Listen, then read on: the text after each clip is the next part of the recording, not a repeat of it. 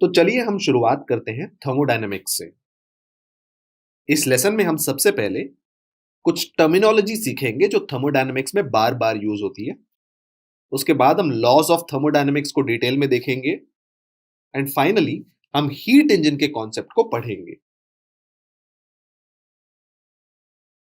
Thermodynamics शब्द दो हिस्सों से बना है, थर्मो और dynamics.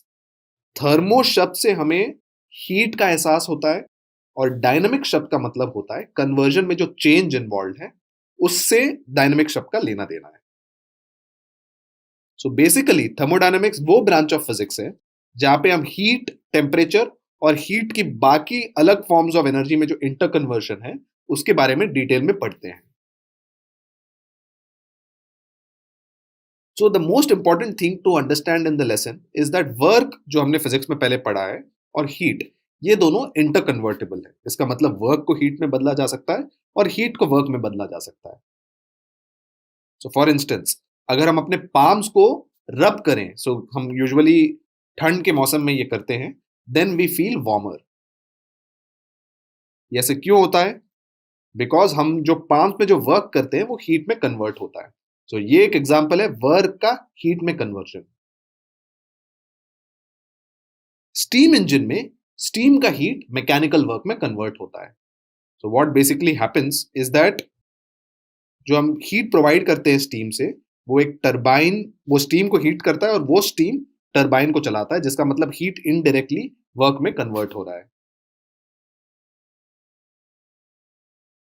So let us start the first part of thermodynamics, जहां पे हम थर्मोडायनेमिक्स की बेसिक टर्मिनोलॉजी और जीरोथ लॉ पढ़ेंगे।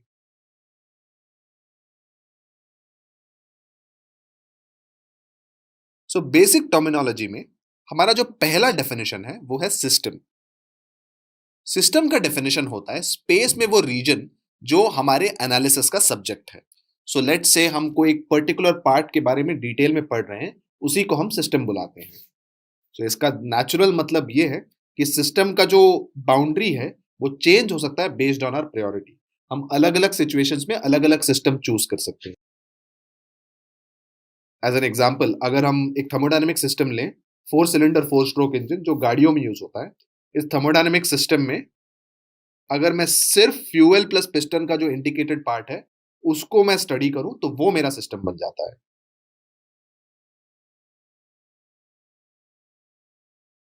The second definition that we study is called surroundings. System के अलावा यूनिवर्स में बाकी सब कुछ सराउंडिंग कहलाता है। सो अगर ये मेरा सिस्टम है, इसके बाहर की सारी चीजें सराउंडिंग्स कहलाती है। बाउंड्री, बाउंड्री वो मीडियम है जो सिस्टम और सराउंडिंग्स को सेपरेट करता है। So let's say this is the system and this is the surrounding. तो ये जो लाइन है, जो लाइंस दिख रहे हैं जो सिस्टम और सराउंडिंग्स के इंटरफेस पर हैं, उसी को हम बाउंड्री बुलाते हैं। बाउंड्री के क्या फीचर्स होते हैं? पहला फीचर ये है कि बाउंड्री फिक्स्ड भी हो सकता है, बाउंड्री मूवेबल भी हो सकता है। सो फॉर इंस्टेंस एक कंटेनर जिसमें एक लिड डाला है मैंने, सो उस केस में एक कंटेनर के अंदर की चीजें सिस्टम है और कंटेनर की बाहर की चीजें सराउंडिंग्स है। वो लिड जो है वो एक फिक्स्ड बाउंड्री है। But on the other hand एक बलून, बलून जिसमें मैं और हवा डाल के बलून के शेप को बदल सकता हूँ, विच मीन्स बलून का जो रबर है वो मेरा बाउंड्री है, ये मूवेबल बाउंड्री है। So because in this case system expand हो सकता है और बाउंड्री का कॉन्फ़िगरेशन भी चेंज हो सकता है। सेकेंड, बाउंड्री रियल हो सकता है, बाउंड्री इमेजिनरी भी हो सकता है। सो फॉर इंस्टेंस एक क्लोज्ड यूटेंसिल में तो बाउंड्री रियल है, बट मान लो एक ओपन पॉट में मैं कुछ कुक कर रहा हूँ, तो वहां पे मैं इमेजिन कर सकता हूँ कि जो पॉट का अपर पार्ट है वो एक बाउंड्री है। Even though there is no lid, there is nothing separating it, उस पार्ट को मैं बाउंड्री इमेजिन कर सकता हूँ। That is again left to the person who is studying the system. Boundary की एक खास बात यह है कि उसको हम हमेशा नेग्लिजिबल थिकनेस का मानते हैं। ये इसीलिए हम मानते हैं ताकि बाउंड्री के अंदर एनर्जी लॉसेस ना हो, क्योंकि अगर ये एनर्जी लॉसेस होंगे then it will complicate our thermodynamic analysis.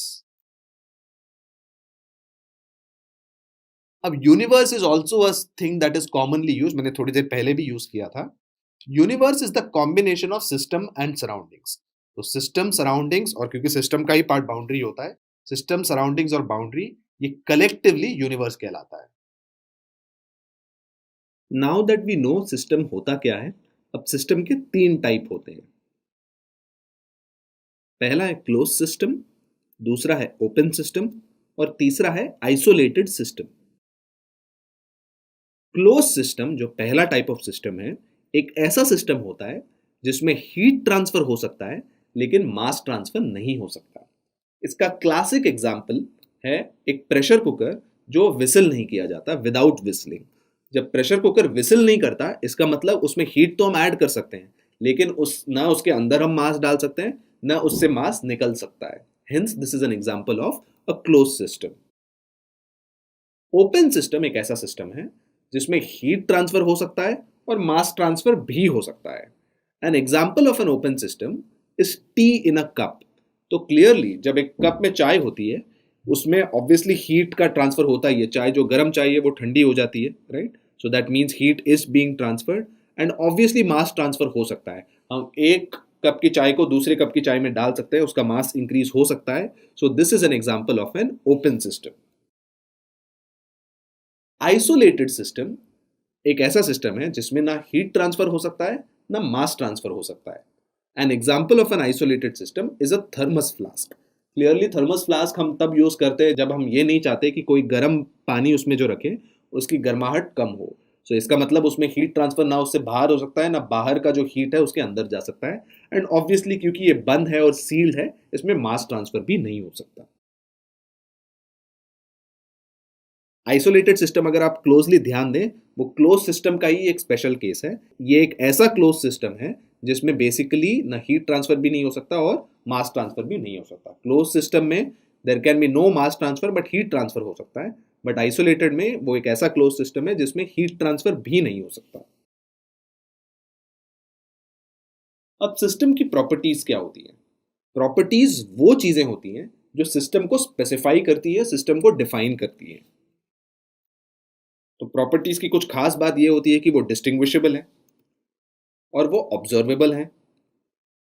Properties basically दो टाइप की होती है। पहली प्रॉपर्टी है इंटेंसिव प्रॉपर्टी, दूसरी प्रॉपर्टी है एक्सटेंसिव प्रॉपर्टी।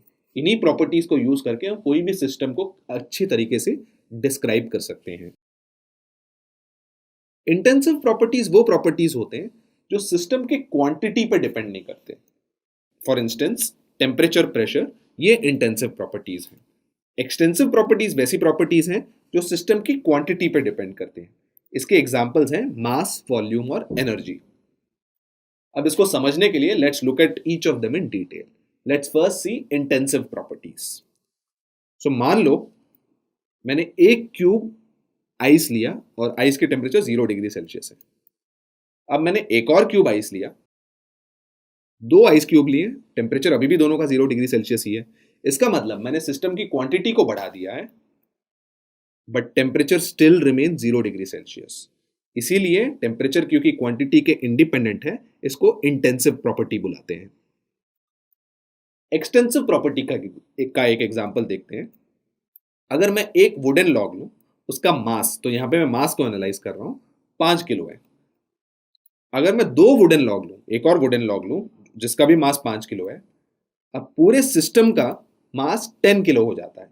इसका मतलब सिस्टम की क्वांटिटी को अगर मैंने बढ़ा दिया है, मेरा जो प्रॉपर्टी है मास वो भी बढ़ गया है। This basically means mass of the system quantity पे डिपेंड कर रहा है, हेंस मास एक एक्सटेंसिव प्रॉपर्टी है। So let's now do a concept test based on what we studied. तो यहां पे आपको एक लिस्ट ऑफ चीजें दी गई है, आपको इनको क्लासिफाई करना है एज एक्सटेंसिव और intensive. Density, pressure, temperature, viscosity, volume, specific volume और मास।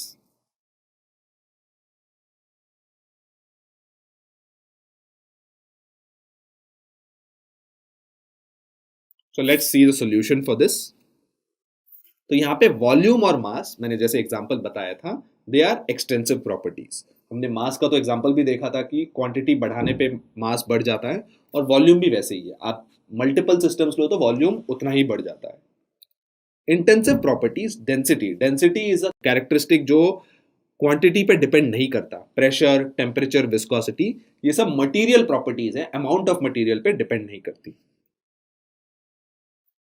नाउ थर्मोडायनेमिक्स में एनालिसिस के दो अप्रोचेस हैं। एक अप्रोच होता है मैक्रोस्कोपिक अप्रोच, दूसरा होता है microscopic approach.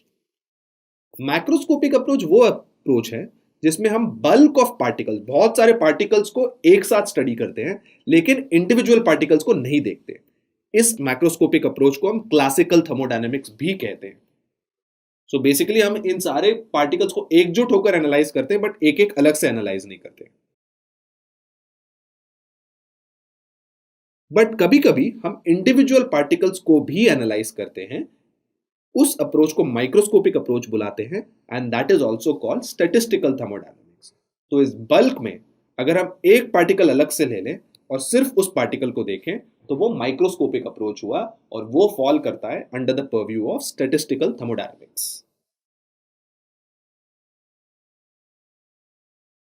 So before we go any further, हम तीन ऐसे टर्म्स को इंट्यूटिवली समझने की कोशिश करेंगे जो थर्मोडायनेमिक्स में बार बार यूज होते हैं। ये टर्म्स हैं स्टेट, प्रोसेस और path. So let's take an example of someone in a house. अगर कोई किसी घर में एक लोकेशन में रह रहा है, वो लोकेशन उसके स्टेट के बराबर है। कोई और अगर किसी और लोकेशन में है, वो नया लोकेशन नए स्टेट के बराबर है एंड तीसरा लोकेशन तीसरे स्टेट के बराबर है। सो ये तीन लोकेशन स्टेट के बराबर होते हैं। अब एक स्टेट से दूसरे स्टेट यानी एक लोकेशन से दूसरे लोकेशन जाने के अलग अलग रास्ते होते हैं। ये जो रास्ते हैं इनको हम पाथ बुलाते हैं। This is an example of a path, this is an example of a path and this is also an example of a path. अब वंस हमने पाथ चुन लिया, उस पाथ में जाने के भी अलग अलग तरीके होते हैं। सो फॉर इंस्टेंस, मैं 1 से 2 कार से भी जा सकता हूँ, ऑटो से भी जा सकता हूँ, बस से भी जा सकता हूँ। तो ये जो तीनों तरीके हैं इनको हम प्रोसेस बुलाते हैं। Similarly, between any other two states also all these three processes exist. अब क्योंकि हमने इंट्यूटिवली समझ लिया है, इसकी फॉर्मल डेफिनेशन पढ़ते हैं। सो किसी भी सिस्टम का स्टेट उसको हम डिफाइन करते हैं as the condition of a system. और सिस्टम की कंडीशन को डिफाइन करने के लिए हमें प्रॉपर्टीज की जरूरत होती है। और थर्मोडायनेमिक्स में the most useful properties are pressure, volume and temperature.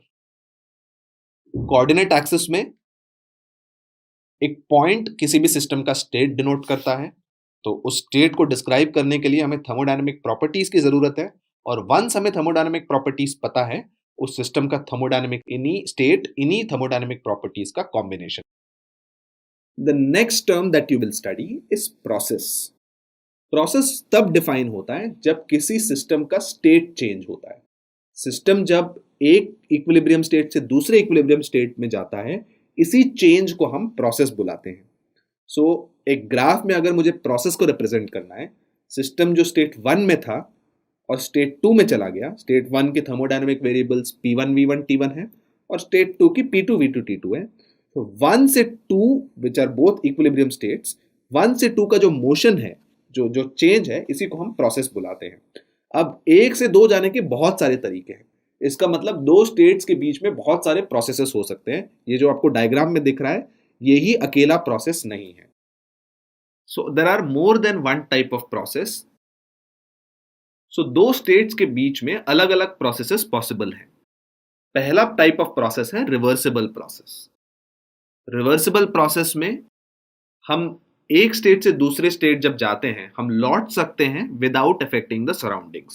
सो अगर हम इसको ग्राफिकली समझें, लेट्स से मेरा state 1 P1 V1 T1 properties exhibit करता है और state 2 P2 V2 T2 properties exhibit करता है। तो 1 से 2 आने के लिए एक प्रोसेस है। अब मैं जब लौटता हूं, there are multiple processes possible. अब रिवर्सिबल प्रोसेस वो प्रोसेस है इनमें से जहां पर सराउंडिंग्स पे बिल्कुल चेंज नहीं आता है, क्योंकि सिस्टम तो वैसे भी ओरिजिनल स्टेट पे लौट जाता है। सो इन अ रिवर्सिबल प्रोसेस, सिस्टम और सराउंडिंग्स दोनों इनिशियल स्टेट पे लौट जाते हैं। An example of a reversible system is shown. यहां पे आप क्लियरली ग्राफिकली तो देख ही सकते हैं कि सेम पाथ से आ भी रहा है सिस्टम और वापस लौट भी रहा है, and clearly the pressure basically returns to the same initial value and the same state at the end of the reverse process. So backward and forward paths are same for a reversible process. जो दूसरा type of process है उसको हम बुलाते हैं irreversible process, और इस process में कभी हम ओरिजिनल कंडीशन पे रिटर्न नहीं कर सकते विद द सेम पाथ अगर रिवर्स किया जाए। तो फॉर इंस्टेंस, स्टेट 1 से स्टेट 2 के बीच में अगर फॉरवर्ड प्रोसेस ए है, मैं स्टेट 1 में अगर दोबारा पहुंचना चाहता हूं, अगर ये प्रोसेस इररिवर्सिबल है, I can never take the same path. अगर मुझे 1 में वापस पहुंचना है तो मुझे एक दूसरा पाथ लेना पड़ता है if A is irreversible. So irreversible process का एग्जांपल कुछ ऐसा है, यहां पे आप देख सकते हैं देयर इज अ पिस्टन, और ग्राफिकली आप देख सकते हैं जो फॉरवर्ड पाथ है और बैकवर्ड पाथ है वो अलग है, सेम पाथ में लौट नहीं रहा है as in the previous example. So clearly in the graph you can see forward and backward paths are not the same, hence ये एक irreversible process का example है। Let's come to the next definition which is called the path। Path होता है locus of all intermediate equilibrium states of a system एक process के दौरान।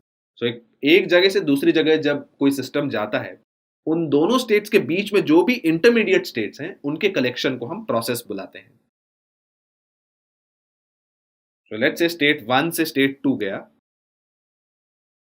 उसके बीच के सारे पॉइंट्स ब्लू लाइन से डिनोटेड हैं, so the process is 1 2।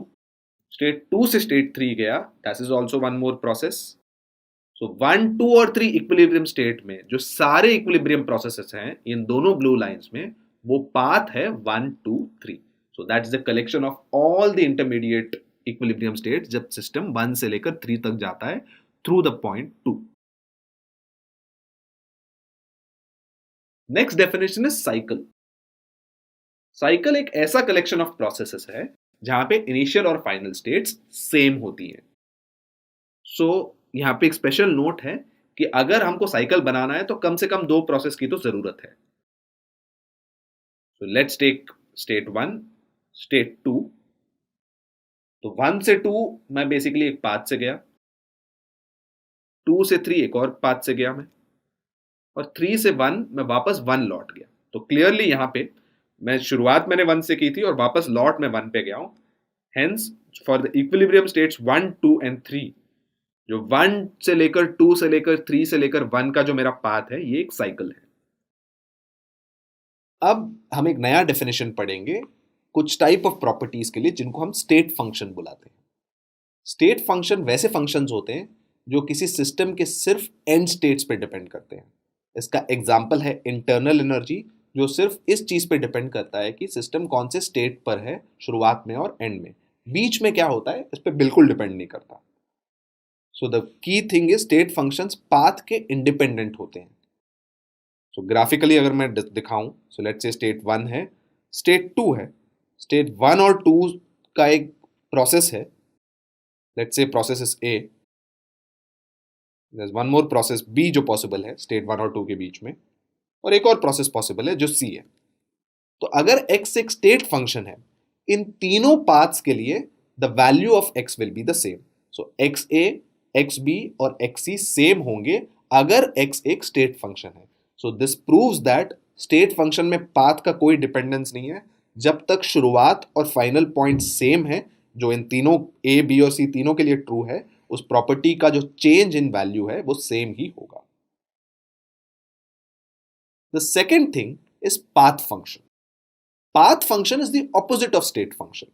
Path function depend करते हैं on the path taken by the system. So example है इसके वर्क और हीट, जिसकी डेफिनेशन हम आगे डिटेल में देखेंगे। सो लेट्स से स्टेट 1 है, स्टेट 2 है।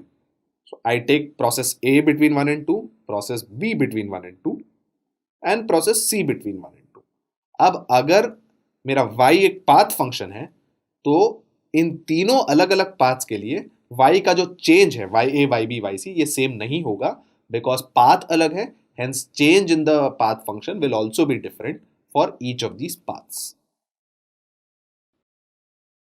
तो चलिए हम शुरुआत करते हैं with the next part of this lesson, जहां हम टेम्परेचर और जीरोथ लॉ ऑफ थर्मोडायनेमिक्स को डिटेल में देखेंगे। Let's start with temperature. Temperature की डेफिनेशन है कि किसी भी सिस्टम में हम सारे मॉलिक्यूल्स या सारे पार्टिकल्स का काइनेटिक एनर्जी का एवरेज लें तो वो जो नंबर है वही टेम्परेचर कहलाता है। इसकी SI यूनिट केल्विन होती है, although Celsius and Fahrenheit are commonly used units. It is important to note कि जो टेम्परेचर से कॉमनली एसोसिएटेड टर्म्स होते हैं, हॉटनेस और कोल्डनेस, ये रिलेटिव टर्म्स होते हैं, ये एब्सोल्यूट साइंटिफिक टर्म्स नहीं होते हैं। साइंटिफिकली टेम्परेचर काइनेटिक एनर्जी का एवरेज होता है एक सिस्टम के पार्टिकल्स का। The next definition you will study is adiabatic wall. Adiabatic wall एक ऐसा वॉल है जो थर्मल इंटरैक्शन प्रिवेंट करता है उसके दोनों साइड्स में, और जो सिस्टम एडायाबेटिक वॉल के अंदर इनक्लोज्ड है उसको हम थर्मली आइसोलेटेड सिस्टम बुलाते हैं। सो फॉर इंस्टेंस ये वॉल ले लो, इस वॉल के एक तरफ अगर टेम्परेचर TA है और दूसरी तरफ टेम्परेचर TB है, and let's say TA is greater than TB, अगर एडायाबेटिक वॉल होगा तो हीट एक तरफ से दूसरी तरफ नहीं जा पाएगा, वो रिफ्लेक्ट हो जाएगा। हेंस वॉल के दोनों साइड्स के बीच में कोई थर्मल इंटरैक्शन नहीं होता in the case of an adiabatic wall. The second type of wall जो काफी रियल लाइफ में जो मोर कॉमन होता है वो है diathermic wall. Diathermic wall is sort of the opposite. यहाँ पे एक्सचेंज ऑफ हीट हो सकता है through the boundary wall. So for instance in a diathermic wall अगर दोनों तरफ टेम्परेचर TA और TB है, उसके थ्रू हीट पास कर सकता है। So I hope you understand very clearly कि एडायाबेटिक वॉल में हीट इंटरैक्शन नहीं होता, डायाथर्मिक वॉल में थर्मल इंटरैक्शन होता है थ्रू इट।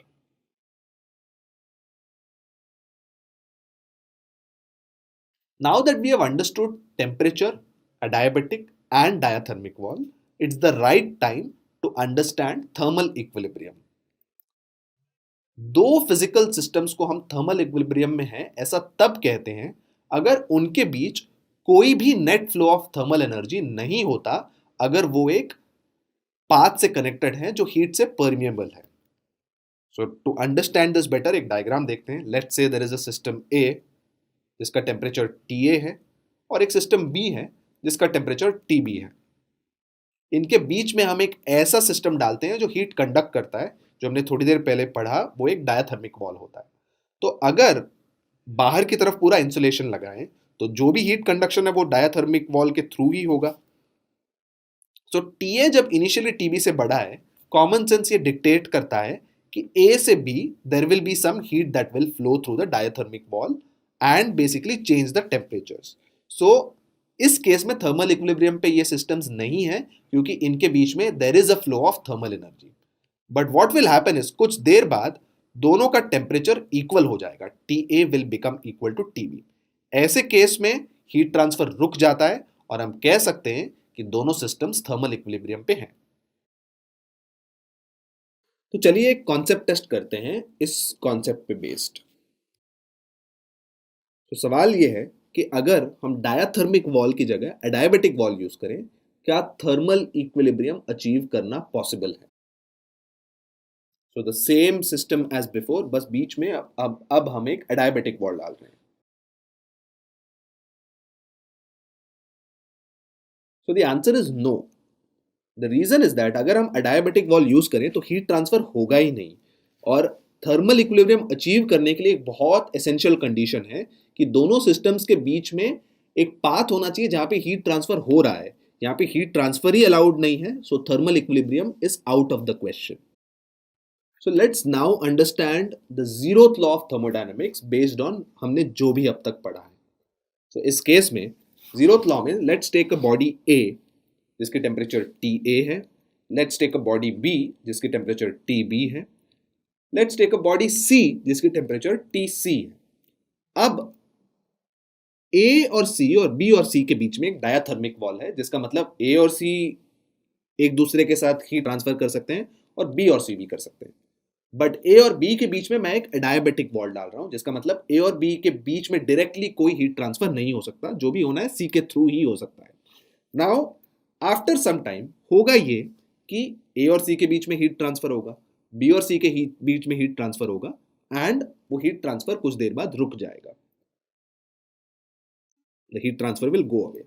अब ये होने के बाद what I now start doing is मैं A और C के बीच में अब I will start putting an adiabatic wall। तो अब A और C के बीच में कोई हीट ट्रांसफर नहीं हो सकता, B और C के बीच में कोई हीट ट्रांसफर नहीं हो सकता। A और B के बीच में अब मैं एक डायाथर्मिक वॉल डाल रहा हूँ, तो ए और बी के बीच में अब हीट ट्रांसफर हो सकता है। अब what will and up seeing is a और बी के बीच में अब कोई हीट ट्रांसफर नहीं होता। इसका मतलब ये है कि temperature of A temperature of C के बराबर था शुरुआत में, टेम्परेचर ऑफ बी भी टेम्परेचर ऑफ सी के बराबर हो गया था। तो इसका मतलब मैं बीच में अभी डायाथर्मिक वॉल डालूं भी अगर ए और बी के बीच में, क्योंकि T A equal to T C and T B equal to T C, T A will be equal to T B, and hence diathermic wall डालने के बावजूद ए और बी के बीच में कोई हीट ट्रांसफर नहीं होता। This basically is the zeroth law of thermodynamics. ये काफी सिंपल साउंड करता है but it's a pretty important law. वो ये कहता है कि दो थर्मोडायनेमिक सिस्टम अगर थर्मल इक्विलिब्रियम में है, सो इन दिस केस ए और सी थर्मल इक्विलिब्रियम में थे, बी और सी थर्मल इक्विलिब्रियम में थे आफ्टर सम टाइम, तो वो एक दूसरे के साथ भी थर्मल इक्विलिब्रियम में रहेंगे। सो ए और बी भी एक दूसरे के साथ थर्मल इक्विलिब्रियम में बन जाएंगे। So zeroth law is basically a consequence of thermal equilibrium, and उससे हम कंक्लूड करते हैं कि टेम्परेचर एक वेल डिफाइंड फिजिकल क्वांटिटी है। सो थर्मल इक्विलिब्रियम के बेसिस पे ही टेम्परेचर डिफाइन होता है, और हम डेफिनेशन ये देते हैं कि टेम्परेचर वो थर्मोडायनेमिक प्रॉपर्टी है जो जिसकी रिस्ट्रिक्टेड वैल्यूज थर्मल इक्विलिब्रियम को डिफाइन करती है। सो दो चीजें थर्मल इक्विलिब्रियम पे तभी एग्जिस्ट करेंगी जब उनका टेम्परेचर सेम है। So let's say A has TA equal to 100 degree Celsius, B has TB equal to 25 degree Celsius। तो इन ये सिस्टम जब थर्मली इंटरैक्ट करेंगे, ये टेम्परेचर वो प्रॉपर्टी है जो डिटरमिन करता है कि इसकी वैल्यू कहाँ रहेगी। इन दोनों का जो इंटरैक्ट करने के बाद जो टेम्परेचर है वो 25 से कम नहीं हो सकता और 100 से ज़्यादा नहीं हो सकता। सो zeroth law basically tells us the temperature range of a system that interacts with each other.